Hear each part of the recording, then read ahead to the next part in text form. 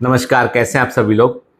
कई बच्चे मुझसे पूछते हैं कि सर आपने है ना हमको बहुत सारे कोर्सेज के बारे में बताया है, इसके पीछे पर्पस क्या है। पहली बात तो ये है, क्या आप इन कोर्सेज को शुरू करने वाले हैं। देखो बेटा, है ना, बायोमेंटर्स तो नीट के लिए पढ़ाता है और बायोमेंटर्स के नीट के बैचेस ऑलरेडी चल रहे हैं और हमारा सबसे फ्लैगशिप बैच जो है वो टारगेट बैच जो है वो भी एडमिशन में अभी भी चल रहे हैं। ठीक है, तो मेरा पर्पस इतना सा है कि जो बच्चे साल दर साल नीट की तैयारी कर रहे हैं और किसी कारण से उनका सिलेक्शन नहीं हो पा रहा है, तो उन्हें सही राह मालूम चले, उन्हें ये मालूम चले कि वो क्या चुन सकते हैं। मान लीजिए, देखो, एक तो सबसे अच्छा तरीका तो ये है कि आपने अब मन में डिसाइड कर लिया है कि मुझे नीट 2026 देना है, मतलब देना है, तो बात ही खत्म हो गई, कोई कंफ्यूजन नहीं दिमाग में।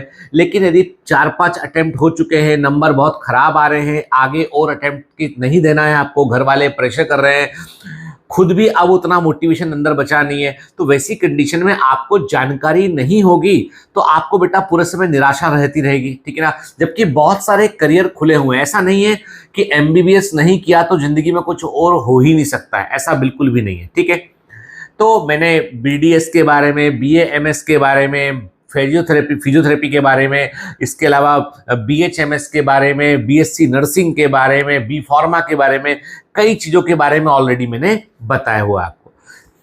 बच्चों की लगातार डिमांड थी कि सर आप हमें जो है वो पैरामेडिकल कोर्सेज के बारे में भी थोड़ा सा बताएं कि कौन कौन से पैरामेडिकल कोर्सेज डिमांड में हैं, किन पैरामेडिकल कोर्सेज को हम कर सकते हैं और कौन से हमारे लिए बेहतर होंगे। ठीक है, देखिए, पैरामेडिकल कोर्सेज में मैं फिजियोथेरेपी की बात नहीं करूंगा, बैचलर ऑफ फिजियोथेरेपी के ऊपर हम ऑलरेडी बात कर चुके हैं। ठीक है, उनका स्टेटस भी डॉक्टर के समान ही होता है और physiotherapy is one of the very good course. यदि अच्छी जगह से किया है तो BPT is a good course. ठीक है, हम बीपीटी को छोड़कर बात करेंगे। एक कोर्स जो है बेटा, जो है आपको लगभग हर शहर में किसी ना किसी कॉलेज के अंदर आपको मिल जाएगा। तो ऐसे कई पैरामेडिकल कोर्सेज मिल जाएंगे, जैसे कि मैं आपसे बोलूँ कि bachelor BSc in medical laboratory technology, BMLT, BSc in medical laboratory technology, ये 3 साल का कोर्स होता है। ठीक है, 10+2 के बाद आप पीसीबी यदि आपका है तो आप कर सकते हैं इस कोर्स को। तो ये कोर्सेज आपको कई सारे शहरों में किसी ना किसी कॉलेज में मिल जाएगा। लेकिन केवल कोर्स करने से मतलब नहीं है, यदि आपको स्किल्स नहीं आते होंगे, आपके कॉलेज में जो है आपको प्रैक्टिकल नहीं कर दिखाया गया होगा, तो फिर दिक्कत है बेटा। ठीक है ना। तो जितने भी पैरामेडिकल कोर्सेज हैं उनका इंपॉर्टेंस तभी है रोजगार के लिए जब वो अच्छी जगह से किए गए हों। ठीक है, एक पैरामेडिकल कोर्स है bachelor of occupational therapy, BOT बोलते हैं, बैचलर ऑफ ऑक्यूपेशनल थेरेपी। 4.5 साल का इसका ड्यूरेशन होता है और इसमें बेसिकली उन पेशेंट को ट्रीट करने में डॉक्टर की हेल्प करता है पैरामेडिकल स्टाफ जो फिजिकल, मेंटल और डेवलपमेंटल कंडीशन से गुजर रहे होते हैं। और इसमें आसानी से आपको जॉब मिलती है मेंटल हेल्थ केयर सेंटर में, एनजीओस के अंदर और कई हॉस्पिटल्स में भी इसकी वैकेंसी निकलती रहती है। तो bachelor of occupational therapy comparatively एक बेहतर पैरामेडिकल कोर्स है जिसमें कि आपका जॉब मिलने की संभावनाएं अधिक होती है और सैलरी भी ठीक ठाक होती है इसमें। फिर दूसरे नंबर पे आता है bachelor BSc medical laboratory technology, ये भी 3 साल का है बेटा और इसमें जो है basically blood, urine, tissue analysis से बीमारी को डायग्नोस करने में पैथोलॉजिस्ट की हेल्प करता है। देखिए, जो बीएमएलटी के ग्रेजुएट जो होते हैं बेसिकली वो एमडी पैथोलॉजी डॉक्टर के अंडर में काम करते हैं या पैथोलॉजी लेबोरेटरी में वो काम करते हैं। तो हॉस्पिटल्स के अंदर, डायग्नोस्टिक लैब्स के अंदर और पैथोलॉजी लैब्स के अंदर जो है वो आपको इन्वेस्टिगेशन सेंटर जो होते हैं वहां पे जॉब मिल जाता है इसमें। इसके बाद जो बहुत हाई डिमांड पैरामेडिकल कोर्स है जिसमें अच्छी खासी सैलरी मिलती है और बढ़िया एक्सपर्टाइज का मौका भी मिलता है, वो है BSc in radiology and imaging technology.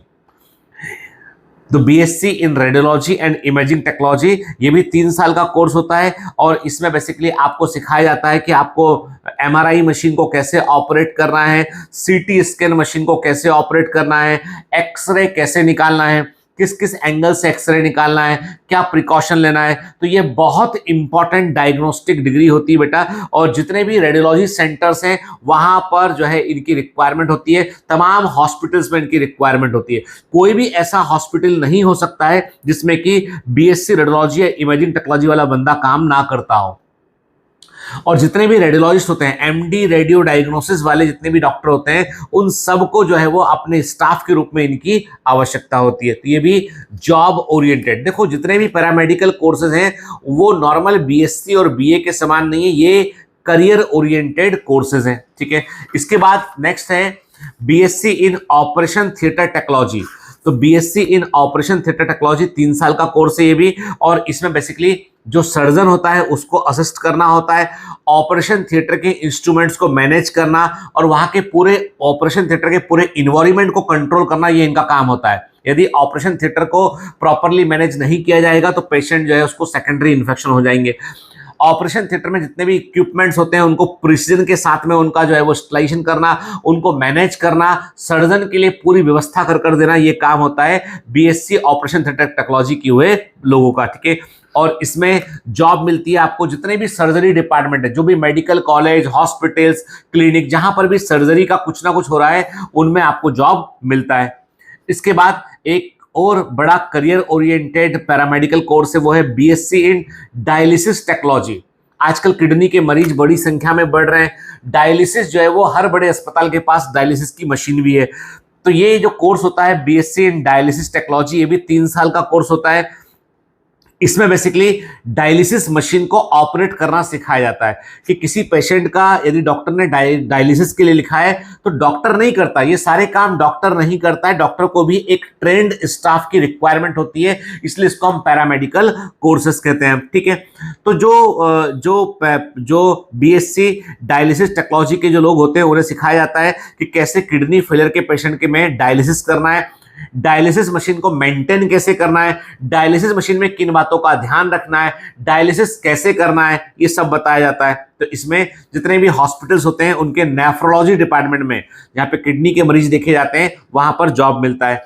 इसके बाद नेक्स्ट है BSc in cardiac care technology. BSc in cardiac care technology, ये भी 3 साल का कोर्स है और इसमें बेसिकली जो कार्डियोलॉजी की इमरजेंसीज होती हैं, देखो डॉक्टर तो अवेलेबल होता है, डॉक्टर के पहुंचने के पहले पहले पेशेंट को स्टेबल करना होता है, तो जो कार्डियक सर्जरी के पहले जो रिक्वायरमेंट है वो पूरा करना होता है, ईसीजी लेना होता है, इकोकार्डियोग्राफी करना होता है और इमरजेंसी में डॉक्टर से कंसल्ट करके मरीज को स्टेबल करने का काम भी इन्हें करना होता है। तो ये इंटेंसिविस्ट के साथ मिलकर काम करते हैं।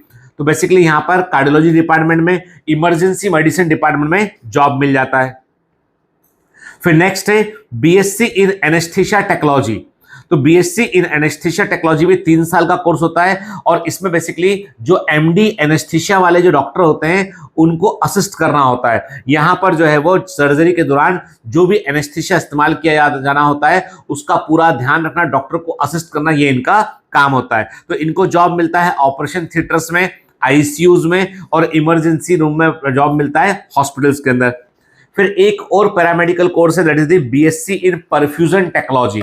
बीएससी इन परफ्यूजन टेक्नोलॉजी, ये भी 3 साल का कोर्स है और इसमें बेसिकली कार्डियक इमरजेंसी में जो हार्ट लंग मशीन इस्तेमाल की जाती है, कई बार कार्डियक बाईपास सर्जरी में भी हार्ट लंग मशीन का इस्तेमाल करते हैं, तो हार्ट लंग मशीन को कैसे ऑपरेट करना है, कैसे मेंटेन करना है, किन बातों का ध्यान रखना है, ये सब कुछ इस कोर्स में सिखाया जाता है। तो यहां पर आपको सुपर स्पेशलिटी हॉस्पिटल के अंदर जॉब मिलती है, वो भी कार्डियोथोरेसिक सर्जरी डिपार्टमेंट में, मतलब जहां पे बाईपास सर्जरी होती है, जैसे बॉम्बे में एशियन हार्ट हॉस्पिटल है, बड़ा सा हॉस्पिटल है, तो जहां पे कार्डियोथोरेसिक सर्जरी होती है वहां पर जॉब मिलता है इससे।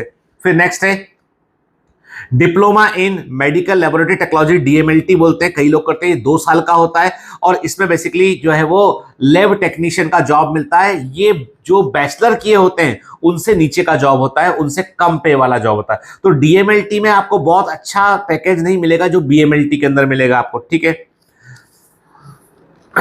इसके अलावा डिप्लोमा इन रेडियोलॉजी टेक्नोलॉजी, ये भी 2 साल का, डिप्लोमा 2 साल के होते हैं, बैचलर्स 3 साल के होते हैं। डिप्लोमा आप जो है वो ये भी मतलब वही जो बैचलर्स किया है रेडियोलॉजी में उससे थोड़ा नीचे का डिग्री है ये, तो थोड़ा सा पे कम मिलता है पर जॉब मिल जाता है। तो इसमें भी जो है वो बेसिकली रेडियोग्राफिक मशीन्स को ऑपरेट करना होता है, एमआरआई सीटी स्कैन में हेल्प करना होता है। फिर diploma in ophthalmic technology, diploma in ophthalmic technology भी 2 साल का होता है और इसमें बेसिकली जितने भी आई हॉस्पिटल्स हैं और आई केयर क्लिनिक है वहां पर जॉब मिलता है। फिर डिप्लोमा इन फिजियोथेरेपी, ये भी वो लोग होते हैं जो बैचलर ऑफ फिजियोथेरेपी जो डॉक्टर होता है उसके अंतर्गत, उसके अंडर में ये काम करते हैं। ठीक है, फिर एक जो लेटेस्ट हाल ही में जो इंट्रोड्यूस हुआ है और बड़ा अच्छा करियर ओरिएंटेड है वो है BSc in emergency and trauma care technology के। तो इसमें इमरजेंसी मेडिसिन में पेशेंट को इमरजेंसी मेडिसिन में एक व्यक्ति को ट्रेन किया जाता है जो पेशेंट की केयर कर सके, और इसकी ड्यूटी लगती है इमरजेंसी वार्ड के अंदर, कैजुअलिटी मेडिसिन डिपार्टमेंट में, एम्बुलेंसेस के अंदर इनकी ड्यूटी लगती है। तो ट्रामा के केसेस को मैनेज करने में ये बड़ा हेल्पफुल होते हैं। तो इसमें बेसिकली इनकी बहुत डिमांड है इस समय जो है वो एम्बुलेंसेस सर्विस के अंदर, एम्बुलेटरी सर्विसेज के अंदर और इमरजेंसी केयर सेटअप में। फिर नेक्स्ट है bachelor of audiology and speech language pathology के, bachelor of audiology and speech language pathology, इसको शॉर्ट में BASLP कहते हैं। ये 4 साल का कोर्स होता है और इसकी खास बात ये कि इसमें व्यक्ति अपना खुद का क्लिनिक, अपना खुद का सेटअप भी खोल सकता है ऑडियोमेट्री करने के लिए, कि कानों की जांच के, सुनने की जांच करने के लिए। तो जो है जितने भी लोग जो है वो डायग्नोस होते हैं, जिनको जो है हियरिंग में प्रॉब्लम है, स्पीच डिसऑर्डर है, उन सबको ट्रीट करने में ये डॉक्टर की हेल्प करते हैं। तो ये अपने खुद के सेंटर भी खोल सकते हैं, और जॉब चाहिए तो हॉस्पिटल्स के अंदर, हियरिंग सेंटर्स में और स्पेशल स्कूल्स में जॉब मिल जाता है। अब प्रश्न उठता है कि कौन से कॉलेज पैरामेडिकल कोर्सेज के लिए सबसे अच्छे हैं, जहां से पैरामेडिकल कोर्स करने पर आपको अच्छी खासी सैलरी मिल सकती है और आप डिमांड में रहेंगे हमेशा और बहुत कुछ सीखने मिलेगा। तो इसमें नंबर 1 पर आता है एम्स दिल्ली। इनका अपना भी एंट्रेंस टेस्ट होता है, ध्यान रखिएगा बेटा। एक बार देखो, मैंने एंट्रेंस टेस्ट के बारे में यहां पर नहीं बताया, आप एक बार चेक कर लेना कि डिग्री कहां पर अवेलेबल है। ठीक है, CMC Vellore one of the best है। फिर जिपमर पौंडीचेरी, देखिए CMC बेल्लोर, जिपमर पौंडीचेरी और एम्स, इनसे किए गए पैरामेडिकल कोर्सेज जो है बहुत ही करियर ओरिएंटेड है, अच्छे खासे एम्प्लॉयमेंट जनरेट करने वाले हैं। ठीक है, मतलब आपको खुद भी आप एम्प्लॉय हो जाओगे और किसी और को भी काम पर रख लोगे। इसके अलावा Manipal academy of higher education, ये भी काफी अच्छा है।